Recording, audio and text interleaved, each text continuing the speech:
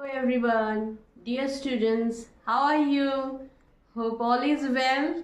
And here one of a video on single phase transformer for all of you.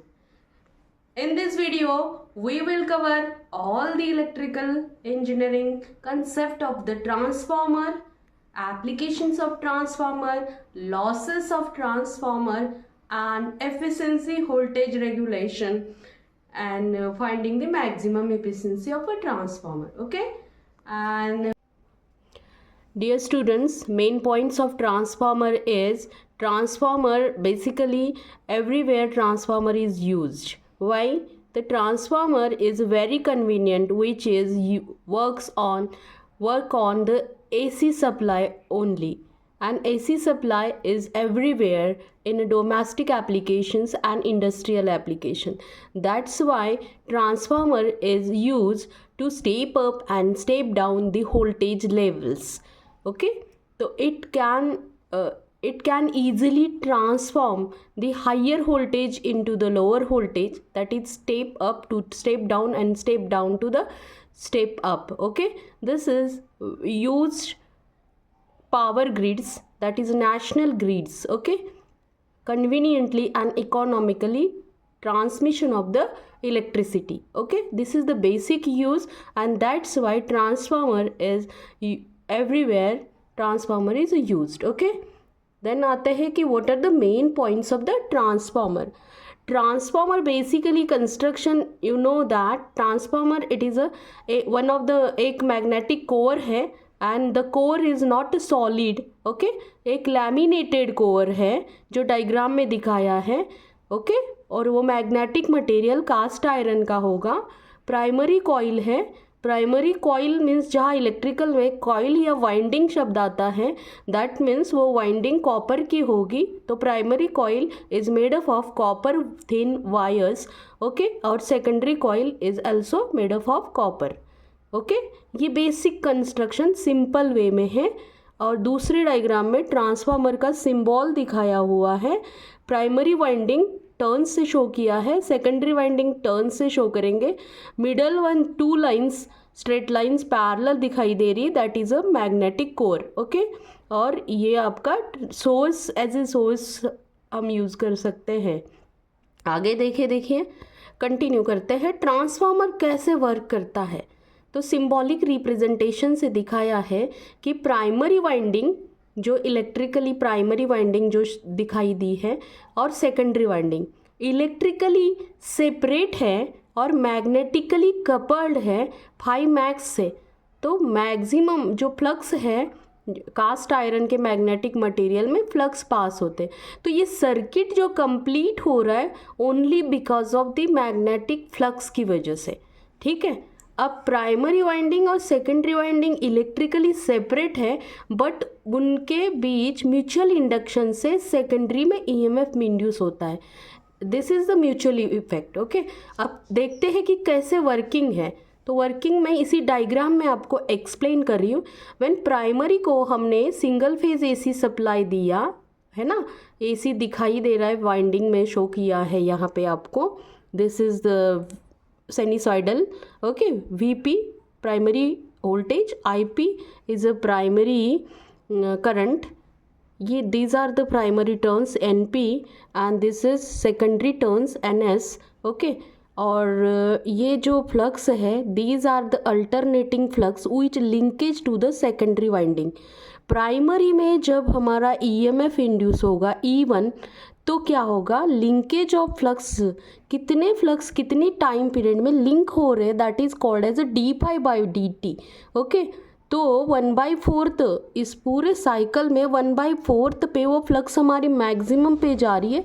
तो ज़्यादा से ज़्यादा linkage of flux हो रहा है, तो सेकेंडरी में यहाँ E2 तैयार होगा और उसकी वजह से सेकेंडरी सर्किट कंप्लीट होकर हमारा सेकेंडरी करंट हमें मिलेगा. This is the main working of a transformer. Okay, Faraday's law of EMF induction या principle of mutual induction. Okay, यहाँ पे हमारा स्टैटिक ईएमएफ इंड्यूस होगा. ठीक है, आगे EMF equation of the transformer. EMF equation हम देखते हैं कि E is equal to minus N d phi by d t according to the phi means phi max cos of omega t minus N d phi by d t plus cos of omega t को convert कर लिया sine omega T. तो एक EMF जो induce होगा हमारा phi max 1/4 of F में maximum पे जाएगा। ओके, तो वहाँ पे dt को हम रिप्लेस करेंगे 1/4 ऑफ एफ। जब ये ऊपर चला जाएगा तो हमारा 4f फाई मैक्स हो जाएगा। लेकिन हमारे पास इन AC सर्किट में ये EMF इंड्यूस क्या होगा, हमारा इंड्यूस्ड EMF एवरेज EMF है, but we want the value of RMS। तो RMS वैल्यू क्या होगी in the terms of form factor, means form factor का फॉर्मूला है form factor is equal to हमारा RMS value divided by average value. That's why RMS निकालने के लिए हम क्या करेंगे, उसको √2 से डिवाइड हो जाएगा। तो यहाँ पे हमारा जो 2 था वो 4f था, इसको 1.1 से मल्टीप्लाई करेंगे तो 4.44 f phi max N1 means primary के लिए N1 या NP कह सकते हैं। और EMF इक्वेशन होगा हमारा ये shown in this E1 is equal to 4.44 f phi max N1। Okay, it is in the holds. और सेकेंडरी के लिए सिमिलरली आएगा E2 इज इक्वल टू या ES is equal to, ES means secondary voltage. Okay बच्चों, तो 4.44 f phi max N2। Okay, ये हमारा हो गया। और इसी तरीके से हम लोग फाइंड आउट करते हैं E1 और E2 की वैल्यूज़। तो ट्रांसफॉर्मेशन रेशो क्या होता है आइडियल केस में? आइडियल केस में हमारा transformer E2 upon E1 equal to N2 upon N1। This is called as a turns ratio of a transformer. Okay, आगे जाते हैं फिजिकल सिग्निफिकेशन। अगर ट्रांसफार्मर का स्टेप अप ट्रांसफार्मर है यानी इज लेस देन 1 मीन्स जो K आता है, K इज हमारा स्टेप अप ट्रांसफार्मर में हमारे नंबर ऑफ टर्न्स जो सेकेंडरी के हैं तो ग्रेटर होंगे। ओके, और number of turns step down में हमारे NP जो है प्राइमरी टर्न्स ग्रेटर होंगे। ठीक है, आइडियल ट्रांसफार्मर में N इज इक्वल टू 1 होता है ट्रांसफॉर्मेशन टर्न्स रेशो। ओके, और आइडियल केसेस मीन्स जैसे V2I2 equal to V1I1। Okay, अब transformer transformer does not work on a DC supply. ये क्वेश्चन हमेशा आपको पूछा जाता है। तो है कि ट्रांसफार्मर हमारा अल्टरनेटिंग मैग्नेटिक फ्लक्स पे करेक्टली ऑपरेट होता है, DC पे ऑपरेट नहीं होता है क्योंकि लिंकेज ऑफ फ्लक्स वहाँ पे नहीं। तो सेकेंडरी साइड में जो करंट है हमारा लार्ज करंट प्रोड्यूस होता है और उसकी वजह से high current causing over heating of a transformer और बर्निंग ऑफ अ ट्रांसफार्मर तैयार होगा। ओके, आगे what are the types of transformer corresponding to practical application. Voltage levels में अगर हम देखते हैं, यहाँ पहला transformer step up transformer shown in diagram. Okay, circuit में शो किया है। इनपुट वोल्टेज है, प्राइमरी कॉइल्स है having less number of turns and secondary में आपके higher number large number of turns output voltage shown. Here step down transformer, step down means secondary में number of turns less है। आगे जाके classification which is based on the construction. Okay, this is a core type transformer.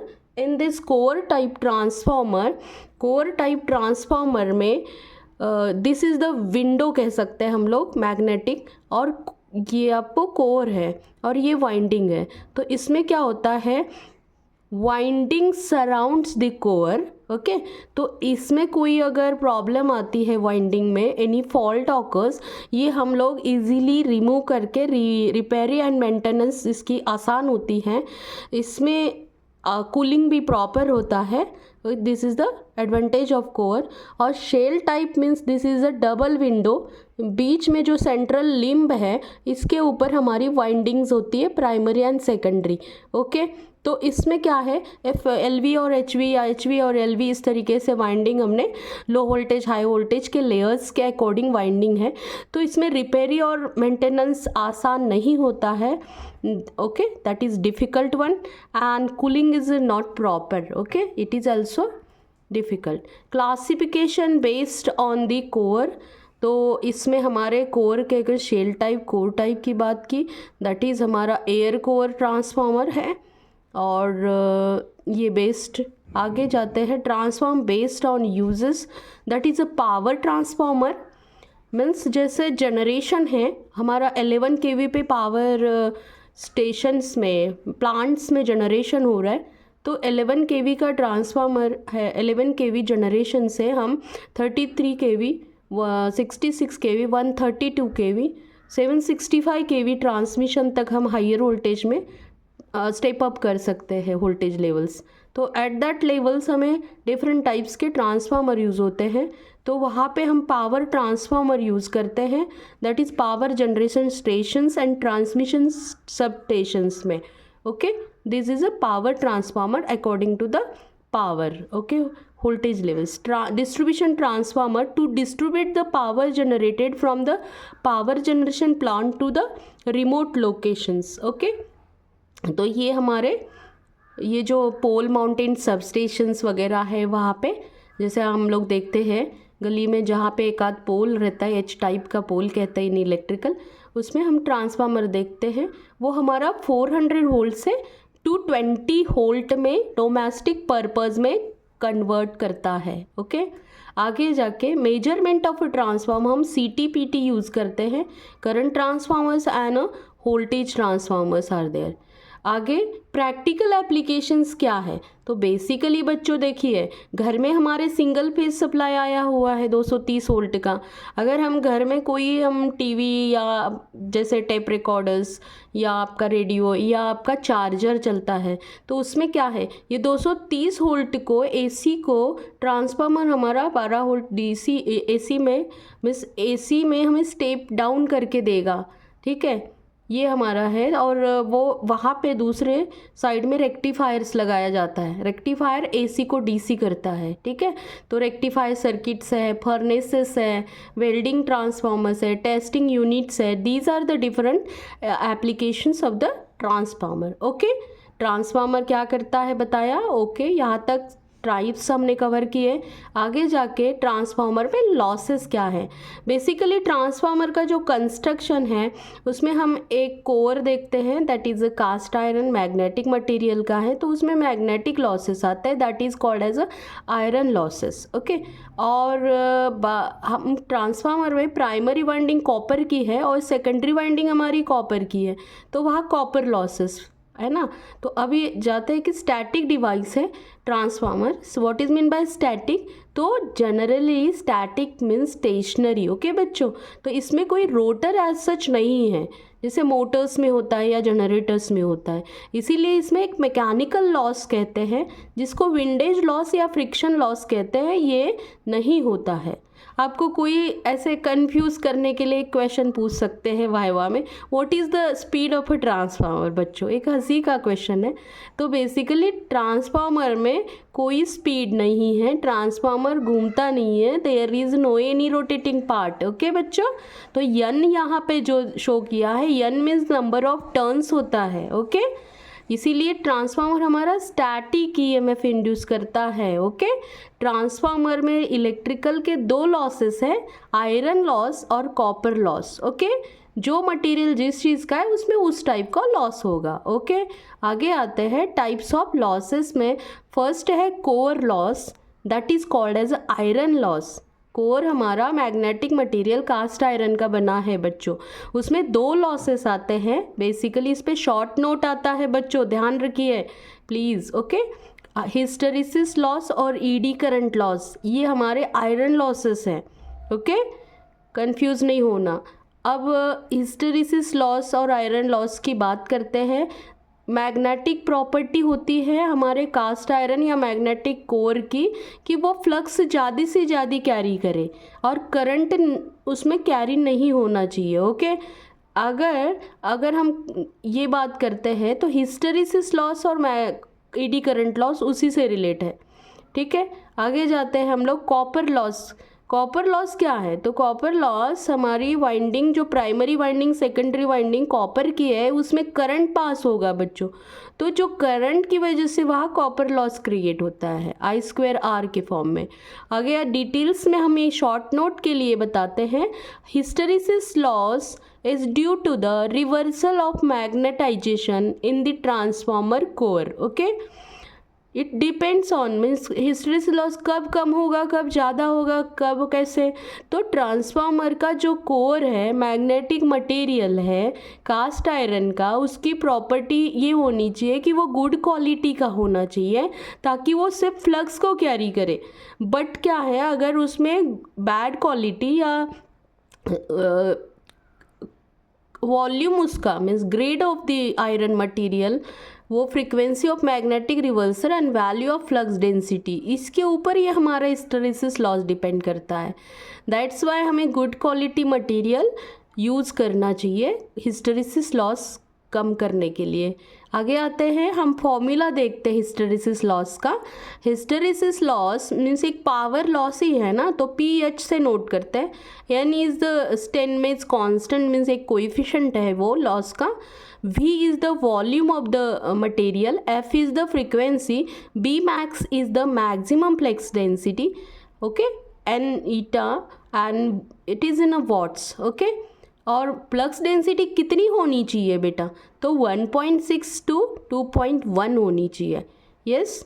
तो NVFB max, okay, this is the PH hysteresis loss. आगे जाता है ED current loss. ED transformer क्या करता है, AC current is supplied to the primary and setup the alternating magnetic flux, okay. ये बात याद रखिए, alternating means alternating sinusoidal linkage of flux होगा उसका, ओके। आगे आते हैं, with this EMF is induced, yes. तो some part of the flux gets linked with the other conducting part like steel core और iron body of the transformer, ठीक है। उसकी वजह से क्या होगा, which result in the induced EMF in those parts, okay, और causes a circulating current and that circulating current is called as ED current, okay। and ED current की वजह से ED करंट लॉस आता है, ओके। अगर हम solid core use करते हैं तो ED करंट लॉस ज़्यादा होगा, इसीलिए हम जो कास्ट आयरन का मटेरियल जो है उसको स्टैम्पिंग्स कहते हैं, कट इनटू थिन स्टैम्पिंग्स, पतली पतली स्ट्रिप्स में कट करेंगे, पेपर्ड वार्निश करेंगे और इस प्रोसेस को इलेक्ट्रिकल लैंग्वेज में लैमिनेशंस कहते हैं। तो ED करंट लॉस कम करने के लिए लैमिनेशंस प्रोवाइड करते हैं, ओके। आगे ED करंट लॉस का फॉर्मूला दिया हुआ है, तो ये याद रखिए, बिल्कुल बिल्कुल आसान है। PE is equal to KVB square max F square T square, okay. तो ये सारे स्क्वायर फॉर्म में उसको दिया है। एक दो फॉर्मूले जहाँ पे भी आएंगे बच्चों, बार बार रिपीट करिए, 2 बार 4 बार ऐसे बोलने की प्रैक्टिस करिए तो अपने आप याद रहेगा। एंड इट विल क्यों करना है, तो it will give the 2 marks या 6 मार्क्स का। अभी तो 7 मार्क के क्वेश्चंस आने लगे हैं as per the new syllabus. Every question is of 7 marks in section B and section C। And section A में आता है आपको तो 2 मार्क्स देगा, ओके। तो इसमें K is a constant, V is the volume of the core, B square means flux maximum flux density, F square frequency, okay, reversal of frequency, and T square thickness, okay. This is the ED current loss. आगे जाके हम देखते हैं बच्चों copper losses. Copper losses हमारी जो primary winding है copper की और सेकेंडरी वाइंडिंग कॉपर की है, इसमें होगा। This is a ohmic loss, okay, means resistance of primary is R1 and secondary का R2।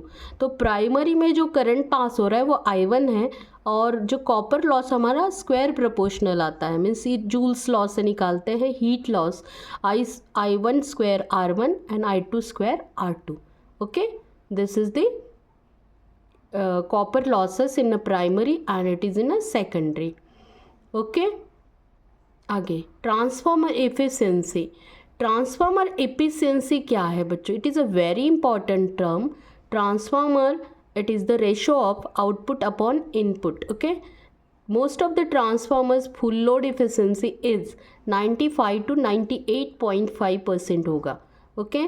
तो आपको पता है बच्चों, जितना हमने इनपुट दिया ट्रांसफार्मर के प्राइमरी को, ओके। अब क्या हुआ, प्राइमरी में 2 लॉसेस मीन्स कॉपर लॉस आ गया और आयरन लॉस आ गया, ये माइनस होगा। लॉसेस माइनस करके हमको आउटपुट मिलेगा ना, तो आउटपुट कहाँ मिलता है, सेकेंडरी साइड में। तो हम सेकेंडरी साइड के आउटपुट को क्या कह सकते हैं, V2I2 cos ऑफ फाई कहते हैं। ओके, या तो अगर उल्टी डायरेक्शन से जाएंगे, आउटपुट में अगर हम जितना लॉस हो रहा है उसको जोड़ देंगे तो हमारा इनपुट मिलेगा। ओके ठीक, तो पहले फिर से बता देते हैं, आउटपुट क्या हुआ, जितना आपने इनपुट दिया ट्रांसफर उसमें लॉस माइनस किए। कौन से लॉस, दो लॉस है, आयरन लॉस और कॉपर लॉस। ओके, माइनस करेंगे तो आउटपुट मिलेगा। तो इफिशिएंसी का फॉर्मूला है या तो आउटपुट अपॉन इनपुट कर लीजिए, तो आउटपुट ऊपर रख दीजिए, इनपुट क्या हुआ, तो आउटपुट में प्लस लॉस करोगे तो इनपुट मिलेगा। ओके, यही फॉर्मूले को हम आगे जाके करेंगे, इम्पॉर्टेंट। तो ये हम लोग इस तरीके से फॉर्मूले में लिखा है। ओके, एफिशिएंसी डिफ्रेंशिएट कर लिया तो हमें मैक्सिमम एफिशिएंसी मिलेगी। ओके, यहाँ पे देखिए 1 - I1 स्क्वायर R1 प्लस ये लॉस है, V1 I1 cos phi input है। फिर इस तरीके से हमने डिनोमीटर कर लिया, डिफ्रेंशिएट किया, डिफ्रेंशिएट करके मैक्सिमम एफिशिएंसी इक्वल टू 0 कर दिया तो मैक्सिमम एफिशिएंसी मिलेगी। लॉसेस मिलेंगे, मैक्सिमम एफिशिएंसी हमको तब मिलती है जब total copper loss equal to iron loss होगा। ओके बच्चों, ये आपको 2 मार्क के लिए ऑब्जेक्टिव में आता है। When transformer gives the maximum efficiency तो PI इक्वल टू PC होगा, iron loss equal to copper loss, या तो आयरन लॉसेस को हम फिक्स लॉसेस कहते हैं। Why we call the fix losses, क्योंकि core is a fix, body structure of a transformer is a fix. Okay, और number of turns के according हमारा करंट बदलता है। Okay, that's why copper losses are called as a variable losses. तो maximum efficiency कब मिलेगी, ये proof है, ये किसी किसी पेपर में पूछा जाता है, सिंपल है। जो ट्रांसफार्मर का फॉर्मूला है उसको हम लोग रिस्पेक्टिवली एन मैक्स एफिशिएंसी को मैक्सिमाइज करके सॉल्व करेंगे तो आपको मैक्सिमम एफिशिएंसी मिलेंगी। तो लॉसेस जब इक्वेट हो जाएंगे तो हमें मैक्सिमम एफिशिएंसी मिलती है। एंड आइडियल ट्रांसफार्मर क्या होता है, आइडियल ट्रांसफार्मर में कोई भी मीन्स आइडियल केसेस, ओके, जितना इनपुट है उतना आउटपुट मिलेगा, कोई लॉस नहीं होगा, इस तरीके से मानते हैं। ओके, मैंने क्लास में भी बहुत बार बताया what is the ideal qualities of the student. तो आइडियल पंक्चुअल होगा, रेगुलर होगा, एब्सेंट नहीं रहेगा, उसको जितना पढ़ाया जाएगा उतना समझ आएगा। ओके, कोई लॉस किसी टाइप का नहीं होगा, no any distractions. Okay, in case of student, है ना। तो आइडियल स्टूडेंट हो गया। तो आइडियल ट्रांसफार्मर में क्या हुआ, कोई लॉस नहीं होगा बच्चों। कौन से लॉसेस होते हैं, no copper loss, no iron loss, no leakage loss. Okay, तो दैट इज़ 100% इफिशिएंसी हो गई। यस, आपकी इफिशिएंसी कितनी है, एग्ज़ाम टाइम में तो 100% है ना, और एग्ज़ाम के बाद ओके गुड। अच्छा, क्लास की बात याद आ रही है, I am remembering the expressions of the Nitin, short, Ragini. Okay, efficiency कितनी परसेंट रहेगी, 100% at the time of examination. Okay, good luck. आगे कंटिन्यू, बाय नहीं करेंगे, अभी कंटिन्यू करते हैं। Okay, characteristic of ideal mean zero winding resistance होगा, ठीक, अच्छी परमेबिलिटी होगी। व्हाट इज़ अ परमेबिलिटी बच्चों, परमेबिलिटी मीन्स परमानेंस ज़्यादा, फ्लक्स ज़्यादा बनेंगे। रिलक्टेंस मीन्स क्या है, मैग्नेटिक मटेरियल की रिलक्टेंस प्रॉपर्टी मीन्स वो फ्लक्स को अपोज करेगा बनने के लिए, जनरेट करने के लिए। लीकेज करंट नहीं होगा, लीकेज फ्लक्स नहीं होंगे।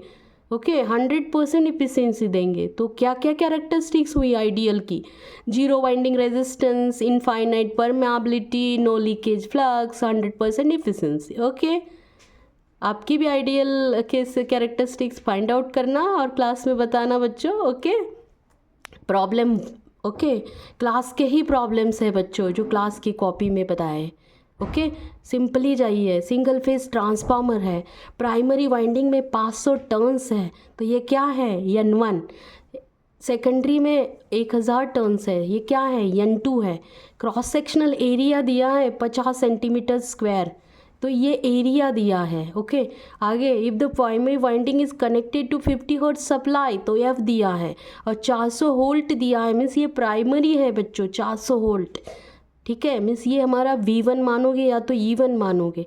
आगे peak value of flux density find करना है, means peak value flux density means phi max. Okay, flux density means B max निकालना है, पहले फाई मैक्स देखिए नहीं दिया है, और वोल्टेज इंड्यूस्ड इन सेकेंडरी हमको V2 भी निकालना है। अब सिंपली देखिए V1 दिया है 400, टर्न्स दिए हैं, तो N2 upon N1 is equal to V2 upon V1 करो, तो वहाँ से हमको सेकेंडरी वोल्टेज मिलेगा। ठीक, पहला तो इस तरीके से निकाल लीजिए। आगे दूसरा कि हमारा B इज इक्वल टू क्या होता है, फाई अपॉन एरिया, यहाँ पे हम लोग फाइंड करते हैं। तो E1 हमारा दिया है, E1 कितना है, E1 का फॉर्मूला नोट कर लीजिए, 4.44 F phi max into N1, तो यहाँ से हमको फाई मैक्स भी मिलेगा। अब देख लीजिए, या बी मैक्स मिलेगा। आगे जाके निकालते हैं हम लोग, क्या करना है, E1 400 है, 4.44 लगाइए, 50 है, 50 हर्ट्ज फ्रीक्वेंसी, N भी दिया है नंबर टर्म 500 है। इस तरीके से फाइंड करके हम बी मैक्स फाइंड कर लेंगे, क्योंकि फाई मैक्स हमें पाई बाई एरिया करके, तो यहाँ से फाई मिलेगा और बी मैक्स निकालेगा फाई बाई एरिया। ठीक है, यहाँ से कर लिया। आगे और वोल्टेज का डायरेक्टली E2 का फॉर्मूला यूज़ करिए। E2 क्या हुआ, 4.44 F N2 इंटू 5 मैक्स हुआ ना, तो हम यहाँ पे डायरेक्टली कर दो, या तो रेशो से कर लीजिए, E2 upon E1 is equal to N2 upon N1। Okay, understood. Okay, basics उदाहरण कर लीजिए बच्चों, फॉर्मूले याद रखना। 2 ही 3 फॉर्मूलेज हैं, मैं क्लास में रिपीटेडली हम लोगों ने रिवाइज किया है। E1 is equal to 4.44 F phi max into N1। Okay, अगे E1 is equal to ET into phi max, ET into N2 भी करोगे, N1 करोगे, मीन्स ET क्या है, एक टर्न का वोल्टेज, और आपको नंबर ऑफ टर्न्स दिए हैं, तो हम मल्टीप्लाई करके निकल जाएगा वोल्टेज। इस तरीके से दूसरा प्रॉब्लम करते हैं।